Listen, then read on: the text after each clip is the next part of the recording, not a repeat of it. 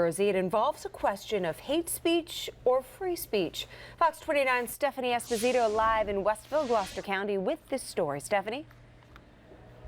Well, good evening, Carrie. I'm about to show you a sign that some people will find very, very offensive. It is on a Vietnam veteran's front lawn. We actually had to blur some of the images on that sign.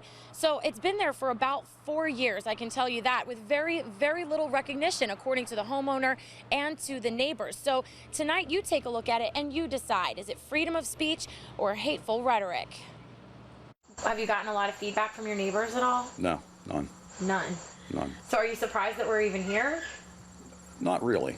An anonymous viewer expressed disgust to Fox 29 regarding this sign earlier this week.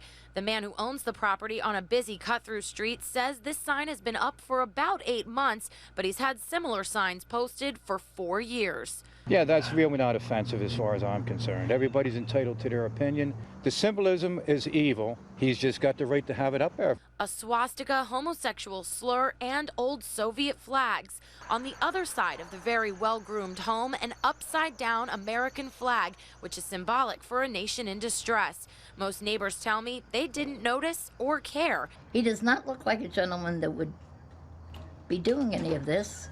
Everybody pretty much ignores him. But an electrician working at a neighbor's house says he couldn't miss the sign. If I lived here, I'd be not going to his door. And one day that's going to bring trouble. Have the right to put something like that up? Yeah, I mean, like Rob Andrews, that's all. So, Yeah, but he could have won a different route. The property owner says he's not affiliated with any political party, but is not a fan of his congressman for several reasons. He explains that the flags and verbiage that he has posted are things that he believes describe his congressman. I don't agree with Rob Andrews' policies. What about the swastika, and what kind of feedback have you got on Well, like I said to you earlier, I think that's a little over the top. And I think the Democratic Party is taking us in the wrong direction. I mean, socialized medicine, what's next? So you're comparing the Democratic Party to the Nazi Party? Basically, National Socialist Party, yeah. As for the homosexual slur, It's abomination. do you think that your sign, it sends a message of hate? It may.